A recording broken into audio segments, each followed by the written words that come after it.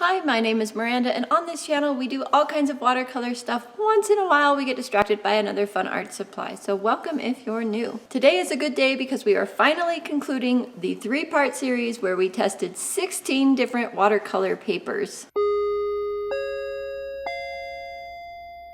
As I mentioned, this is part 3 of a 3-part series, so if you missed me testing the first batch of papers, in the first video I tested 7 different papers, and in the second video I tested 5 more. So this is the final 4 papers in this watercolored paper testing series. If you missed those, pause this video and then go watch these 2 first, and then come back to this one to conclude everything. Starting out today's adventure is the Moleskine watercolor notebook. This has 140-pound cellulose paper and a little band. We are going to be doing the prompt Jittery, and it's just a cup of coffee because I couldn't think of anything else. And this was really fun. I used just contact paper and placed over the whole thing and then cut out around the coffee cup so that I could do the background without having to go around the cup. I wanted the background to be very consistent. You just have to be really careful with your X-Acto knife that you don't cut through your paper. But this was just regular contact paper. It's stuff I had around for putting over where I feed the cats to protect the surface under their food. So it worked great. I loved it. As far as the Moleskine notebook and the paper, well, it's a pretty typical cellulose paper. This is not something I would buy again. It's just paper that I've had since like 2013, so a long time. You can't do many layers with it because it gets really streaky, and you can kind of see that in the middle of the coffee cup there. This paper is definitely more suited for drier applications of paint and probably would work well with fine liners and maybe just little watercolor accents instead. But to try and do a real serious painting, not so much. I do have fun with this notebook doing my dot card paintings. I'll link that up in the corner for you because they're small, just little simple studies. Don't do much layering on those, and it's really fun. But just trying to use it up. Like I said, I won't buy this again. I would buy the Etcher sketchbook, even though this is probably half the price of the Etcher sketchbook. I just like working in the Etcher better, and every time I open that sketchbook, I want to use it. This one, it's like, okay, I know I'm going to have some struggles with some layering, but there is the finished product. It turns out fine. It looks nice. The next paper is this Bienfang watercolor paper, and it does have a date on the back, 1996 there, if you can see that. So we will give it a try. Definitely is cellulose paper. We are going to be doing the prompt Tickle, and because my niece used to love Tickle Me Elmo when she was little, she's 19 now, that's the first thing that came to mind. So we are going to do a Tickle Me Elmo. And I started this out in the classroom where I teach watercolor because they work on their own projects and I do have some time to work on my own stuff. So that class was recorded, and you can see this is the recording here. And hopefully this comes through. I can't get it to not just freeze on me during editing here. So if it's freezing or skipping, I guess that's just what we get for this recording. But anyway, worked on it during class. The class was recorded like I mentioned. And this is what we have for that, but I do get back into my studio here in a minute. So let's talk about the paper. And actually, I don't get back in the studio. I had some ladies over and was working at my dining room table with all the ladies. So the the recording was slightly different again, but I do eventually get back to my studio, back to this paper, Bienfang. This reminded me a little bit of Canson, but actually this was much nicer than Canson paper. This took the paint and soaked it into the paper a little bit better than Canson. So still had trouble with the big washes, like the whole part of Elmo's belly and his face. Well, the face I kind of did in little sections, so that wasn't so bad, but the whole body and just was kind of a little tricky, just like Canson, but definitely better paper than Canson. I still would not choose this paper over cotton, and I wouldn't choose this over another paper coming up later in this video either, even though they are both cellulose. So I think this is fine paper. I'll use it up. It doesn't seem to have affected it being so old, and I really like the way this Elmo turned out.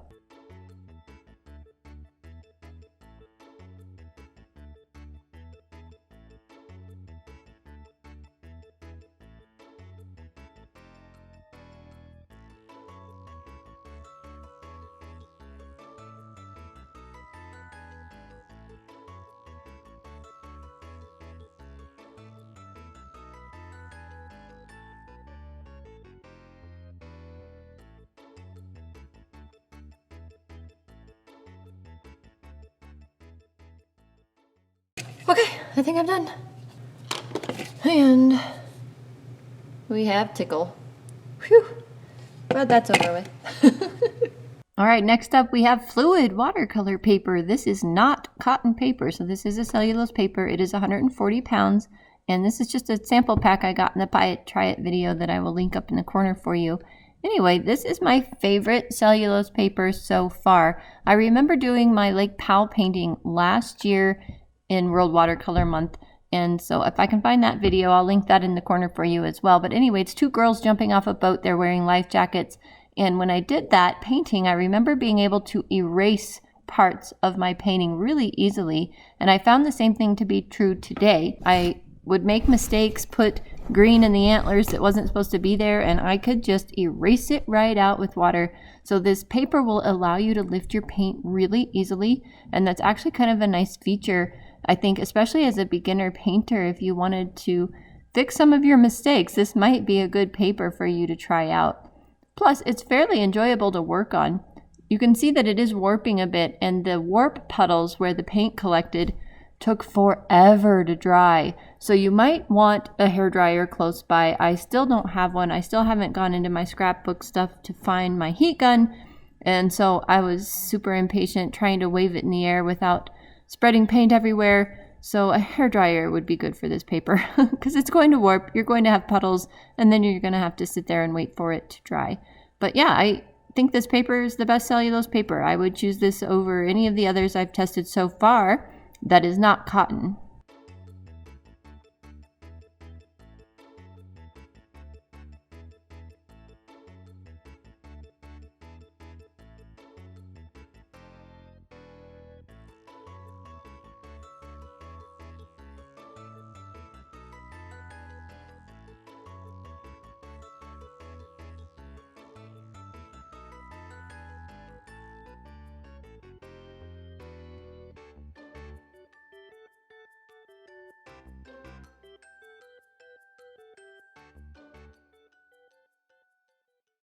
Here is focused. Looking through binoculars. Our next paper is going to be the Legion Stonehenge Cold Press Heavy. So this is another 300-pound paper. That should be kind of fun. And we're going to paint a big juicy hamburger. So I've put it on my paper here, masked out a whole bunch of highlights. Hopefully I have enough. Whew. I've taped the back of my paper because I wanted to paint clear to the edge, so we'll see how this works. I had lighter weight of the Stonehenge paper, but I thought since we used the Canson Moulin de Roy paper, which was also 300 pounds, that it would be really fun to compare this paper, also being 300 pounds, to the Canson Moulin de Roy.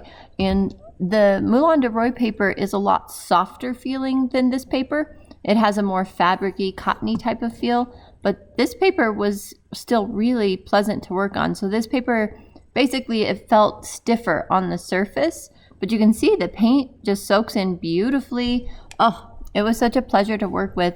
And when I eventually, this takes forever, but when I eventually get to the background, you can see that it's very forgiving. Like I end up with some hard edges, and the hard edges just kind of blend right back out. And then I mess up something in the top in the background. I don't even mention it in the end of the video of this particular hamburger, cheeseburger part, but you'll see I have like a white spot in the background later, and it just lets me fix it kind of perfectly. So very forgiving, and I really enjoy working on this heavy paper. And you heard me mention in the beginning that I just taped the back of the paper down, and you can see even when I do the background, I'm going to get to that in just a second here, the paper does not really warp much at all. It stays flat, and that is one of the benefits of this 300-pound paper. It's just heavy, and it's just going to treat you nicely. I loved it.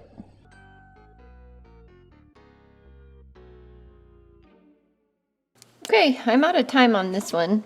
I have to go. But maybe I'll look at it some other time and make some changes here and there to it. We'll see. For now, all done. And this is savory.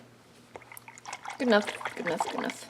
All right, that's all the painting. Let's take a look now at the palette and see how much paint we have left on it. Here's what's left. The black, dark brown, and brown are getting really low, but that's about it. We still have tons of paint left. Let's take a look at the spreadsheet. Here's our spreadsheet. We have done 26 paintings. Wow, 26 paintings. Nearly 1,600 square inches of painting space and almost 30 hours. 28 hours, 35 minutes, and 30 seconds of painting. And I did weigh it. It is now down from 113 grams to 110 grams, so we are making progress. It is just really, really slow. And I don't want to paint with Himimiya paints the rest of my life, so I'll just have to try and sneak them in as often as I can throughout the months, but I have a feeling this experiment is going to be long-term. So make sure you're subscribed down below and you can see the adventures along the way and how this goes as we try to use up all of this paint. Well, that was a really fun experiment. I hope you got some good information from it, and I have the link for my summary of all the papers below in the description box, and it'll take you to my website where it's all kind of written out and all my thoughts on them, so you can take your time reading through those, and hopefully it will help you make a decision about what kind of paper you like. As for me, I think I'm going to do my serious paintings on heavy paper, like the 300-pound paper, except I think I only have 4 more pieces and I'm on a buying freeze, so eventually when I use up all my paper, I'm going to buy heavy paper, and that'll be so much fun. It's so much fun to work on. What paper do you think you would choose? Let me know in the comments below. I'd love to hear from you. I guess that's it. That's all. I will see you guys in the next video. Bye for now. Hello and welcome. Today is a good day because we are finally concluding. That was loud. Okay, here's the spreadsheet. And the dog walks around. Dog, lay down.